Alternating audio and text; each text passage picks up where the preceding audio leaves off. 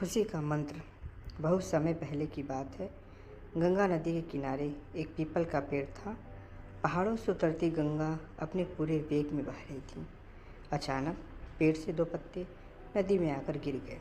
एक पत्ता तिरछा गिरा और एक पत्ता सीधा गिरा। जो पत्ता तिरछा गिरा था वो जिद पर अड़ गया और कहने लगा कि आज चाहे जो भी हो जाए, मैं इस नदी को रोक कर ही रहूँगा। चाहे मेरे प्राण ही क्यों ना चले जाएं, मैं इसे आगे नहीं बढ़ने दूंगा।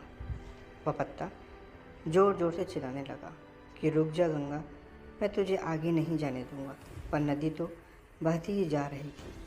नदी को तो पता ही नहीं था कि कोई पत्ता उसे रोकने का प्रयास कर रहा है। इधर पत्ते की जान पर बनाई थी और लगातार संघर्ष कर रहा था। वह पत्ता नहीं जानता था कि बिना लड़े भी वहीं जाना था जहां थक कर और हार कर पहुँचेगा।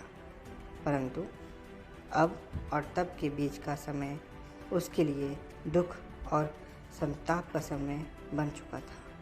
वहीं दूसरा पत्ता जो सीधा गिरा था वो नदी के प्रभाव के साथ बड़े मज़े से बहता जा रहा था और कह रहा था कि चल गंगा, आज मैं तुझे तेरी मंजिल तक पहुंचाऊंगा।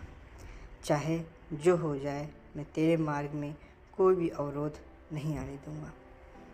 नदी को इस पत्ते के बारे में भी कुछ पता ही नहीं था। वह तो अपने धुन में सागर की ओर बहती जा रही थी, लेकिन यह पत्ता खुश और आनंदित था क्योंकि उसे तो लग रहा था कि मैं ही नदी को अपने साथ बाहर ले जा रहा हूँ।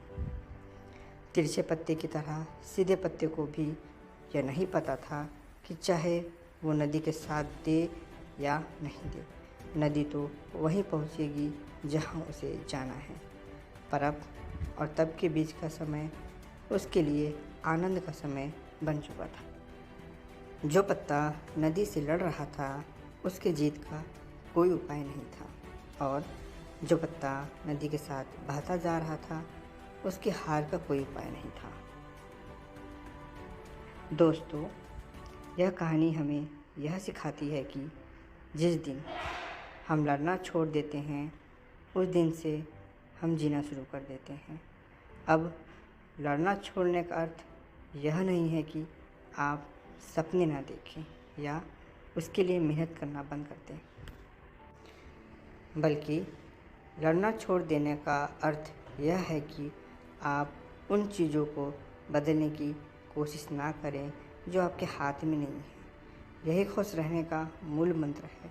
दूसरों को बदलने में अपना जीवन को बर्बाद ना करें, बल्कि खुद को बदलें। दोस्तों, यह स्टोरी, यह कहानी आपको कैसी लगी कमेंट्स करके बताएं। कहानी अच्छी लगी हो तो लाइक करें और मेरे चैनल को सब्सक्राइब ज़रूर करें। Thank you very much.